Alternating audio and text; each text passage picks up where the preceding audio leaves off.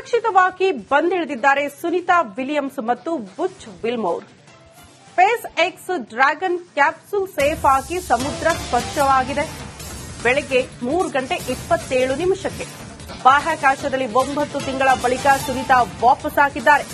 ಬೆಳಗ್ಗೆ 2:40 ಸರಿಯಾಗಿ ಭೂಕಕ್ಷೆಗೆ ಸುನಿತಾ ವಿಲಿಯಮ್ಸ್ ಬಂದಿಳಿದಿದ್ದಾರೆ. ಅವರ ಜೊತೆಗೆ ಬುಚ್ ವಿಲ್ಮೋರ್ ಅಂಡ್ ಟೀಮ್ ಕೂಡ ಬಂದಿಳಿದಿದೆ ಸೇಫ್ ಆಗಿ.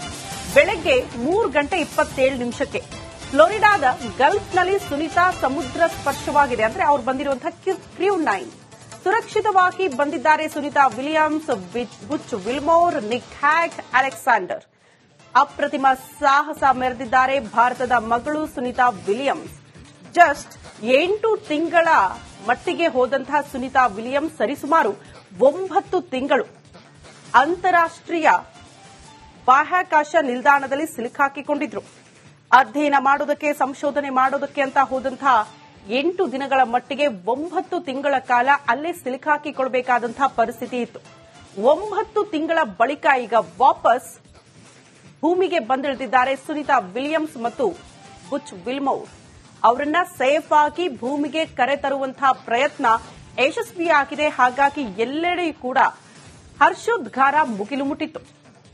ಇವತ್ತು ಬೆಳಗಿನ ಜಾವ 3:27 ಸರಿಯಾಗಿ ಸುನಿತಾ ವಿಲಿಯಮ್ಸ್ ಮತ್ತು Butch Wilmore and team safe ಆಗಿ ಭೂಮಿಗೆ ಬಂದಿಳಿದಿರುವಂತಹ ಒಂದಷ್ಟು ದೃಶ್ಯಗಳನ್ನು ಕೂಡ ನೀವು ಗಮನಿಸ್ತಾ ಇದ್ದೀರಿ.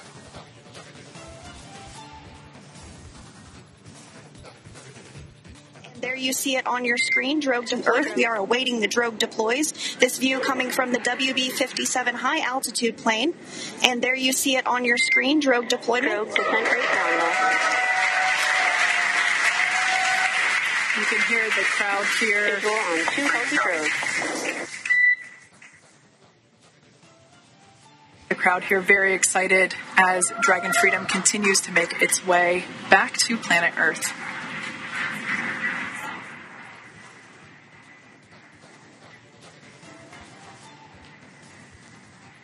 Next up, we'll stand by for the main.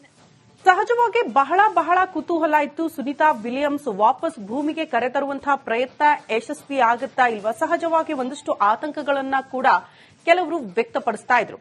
ಯಾಕಂದ್ರೆ ಅಲ್ಲಿ 9 ತಿಂಗಳು ಅಲ್ಲಿನ ವಾತಾವರಣ ಇರುವಂತಹ ಆ ರೀತಿ ನೀತಿ ಎಲ್ಲವೂ ಕೂಡ ಬದಲಾವಣೆ ಆಗುತ್ತೆ. ನಂತರ ಅವರು ಭೂಮಿಗೆ ಬಂದ ಬಳಿಕ ಆಗುವಂತಹ ಒಂದಷ್ಟು ಬದಲಾವಣೆಗಳು ಸಹಜವಾಗಿ ಈಗಲೂ ನೋಡಿ ಅವರು ಕೆಲವರು ಮಾತನಾಡ್ತಾ ಇದ್ದದನ್ನ ಕೇಳಿಸ್ಕೊಳ್ತಾ ಇದ್ವಿ. ಸಡನ್ ಆಗಿ ಅವರನ್ನ ಈ ವಾತಾವರಣಕ್ಕೆ ಕರ್ಕೊಂಡು ಬರೋದಕ್ಕೆ ಸಾಧ್ಯ ಆಗೋದಿಲ್ಲ ಅಂತ. ಒಂದು ಅವ್ರಿಗೆ ನಡೆದಾಡೋದಕ್ಕೆ ಶಕ್ತಿ ಇರೋದಿಲ್ಲ, ಆರೋಗ್ಯದಲ್ಲಿ ವ್ಯತ್ಯಯ ಆಗುತ್ತೆ. ಇಲ್ಲಿನ ವಾತಾವರಣಕ್ಕೆ ಒಗ್ಗಿಕೊಳ್ಬೇಕು ಅಂತ ಅಂದ್ರೆ ಹಲವು ದಿನಗಳು ಕೂಡ ಬೇಕಾಗುತ್ತೆ, ಮೋಸ್ಟ್ಲಿ ವರ್ಷಾನುಗಟ್ಟಲೆ ಕೂಡ ಬೇಕಾಗುತ್ತೆ ಅನ್ನುವಂತಹ ವಿಚಾರ. ಸೊ ಈಗ ಅವರ ಆರೋಗ್ಯದ ದೃಷ್ಟಿಯಿಂದಲೂ ಕೂಡ ಒಂದಷ್ಟು ಟ್ರೀಟ್ಮೆಂಟ್ ಅವಶ್ಯಕತೆ ಇರುತ್ತೆ ಅಂತ. ಸೊ ಅಂತಾರಾಷ್ಟ್ರೀಯ ಬಾಹ್ಯಾಕಾಶ ನಿಲ್ದಾಣದಲ್ಲಿ ಅವರು 9 ತಿಂಗಳು ಅಧ್ಯಯನ ಮಾಡೋದಕ್ಕೆ ಮುಂದಾದ್ರಲ್ಲ, ಅಲ್ಲಿ ನಾವು ಗಮನಿಸಬೇಕು ಅಲ್ಲಿನ ವಾತಾವರಣ ಹೇಗಿರುತ್ತೆ ಅಂದ್ರೆ ಈ ಕ್ಯಾನ್ಸರ್ಗೆ ಕೊಡುವಂತಹ ರೇಡಿಯೇಷನ್, ಆ ರೇಡಿಯೇಷನ್ ಮಧ್ಯೆ 9 ತಿಂಗಳ ಕಾಲ ಕಳೀತಾರೆ ಅಂತ ಅಂದ್ರೆ ವಾಪಸ್ ಭೂಮಿಗೆ ಬಂದಾಗ ಅಲ್ಲಿಗೂ ಇಲ್ಲಿಗೂ ಎಷ್ಟು ವ್ಯತ್ಯಾಸ ಆಗಬಹುದು ಅನ್ನೋದು ಒಂದು ಅಂದಾಜು ಸಿಗುತ್ತೆ. ಸಹಜವಾಗಿ ನಮಗೆಲ್ಲ ಗೊತ್ತಾಗಲ್ಲ ಅಲ್ಲಿ ಹೇಗಿರುತ್ತೋ, ಇಲ್ಲಿ ಬಂದೆ ಹೇಗೋ, ಅವರ ಆರೋಗ್ಯ ಹೇಗಿರುತ್ತೋ, ಅಲ್ಲಿ ಹೇಗಿದ್ರೋ. ಬಹುತೇಕರು ಮಾತಾಡೋದು 9 ತಿಂಗಳು ಅಲ್ಲಿ ಬೇಬಿ ಫುಡ್ ಅನ್ನ ಅವರು ಸ್ವೀಕಾರ ಅಂದ್ರೆ ತಗೊಳ್ತಾ ಇದ್ರು, ಸೇವನೆ ಮಾಡ್ತಾ ಇದ್ರು. ಅದನ್ನ ಹೊರತುಪಡಿಸಿ ಒಂದಷ್ಟು ಕ್ಯಾಪ್ಸೂಲ್ಗಳನ್ನ ತಗೊಳ್ತಾ ಇದ್ರು ಅನ್ನುವಂತಹ ವಿಚಾರ.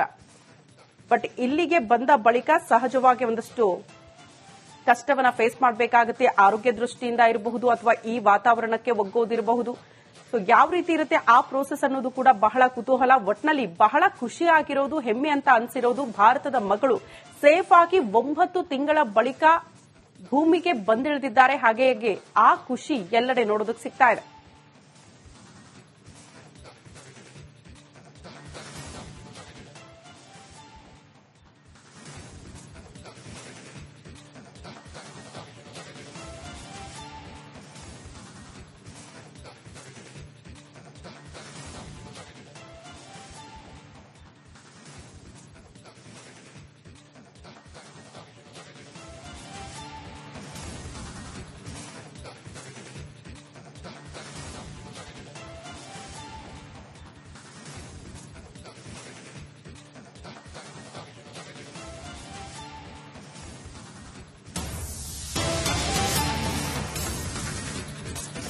ಸುನೀತಾ ಭೂಮಿಗೆ ಮರಳಿದ ಮೇಲೆ ಮುಂದೇನು ಅನ್ನೋದು ಬಹುತೇಕರ ಪ್ರಶ್ನೆ ಮತ್ತು ಕುತೂಹಲ.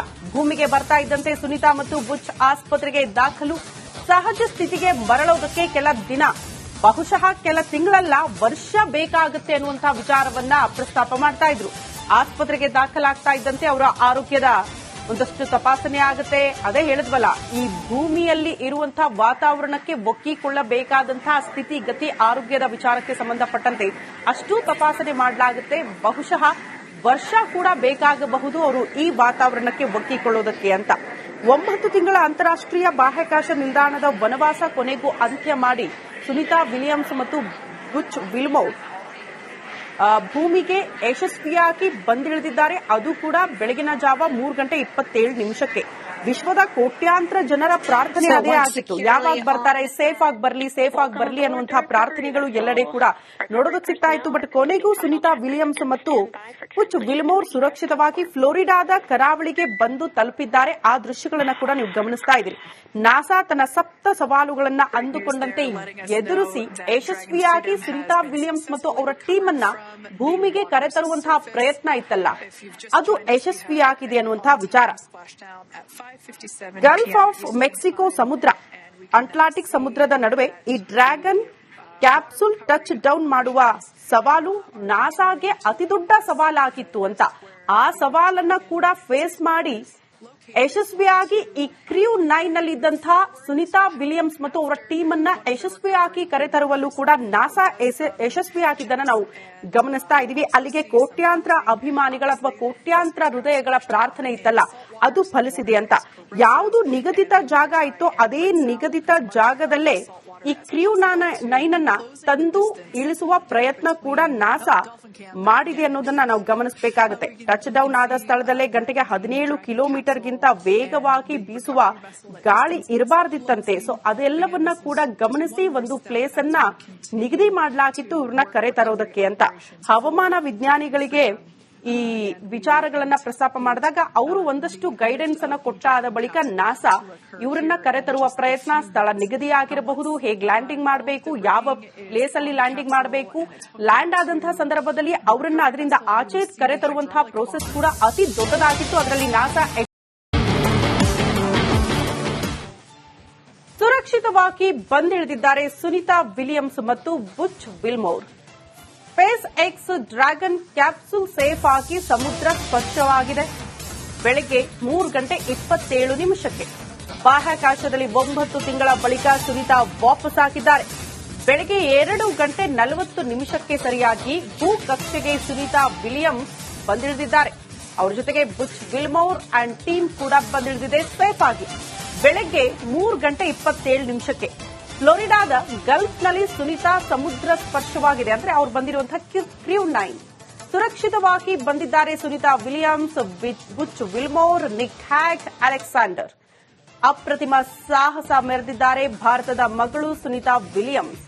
ಜಸ್ಟ್ 8 ತಿಂಗಳ ಮಟ್ಟಿಗೆ ಹೋದಂತಹ ಸುನೀತಾ ವಿಲಿಯಮ್ಸ್ ಸರಿಸುಮಾರು 9 ತಿಂಗಳು ಅಂತಾರಾಷ್ಟ್ರೀಯ ಬಾಹ್ಯಾಕಾಶ ನಿಲ್ದಾಣದಲ್ಲಿ ಸಿಲುಕಾಕಿಕೊಂಡಿದ್ರು. ಅಧ್ಯಯನ ಮಾಡೋದಕ್ಕೆ, ಸಂಶೋಧನೆ ಮಾಡೋದಕ್ಕೆ ಅಂತ ಹೋದಂತಹ 8 ದಿನಗಳ ಮಟ್ಟಿಗೆ 9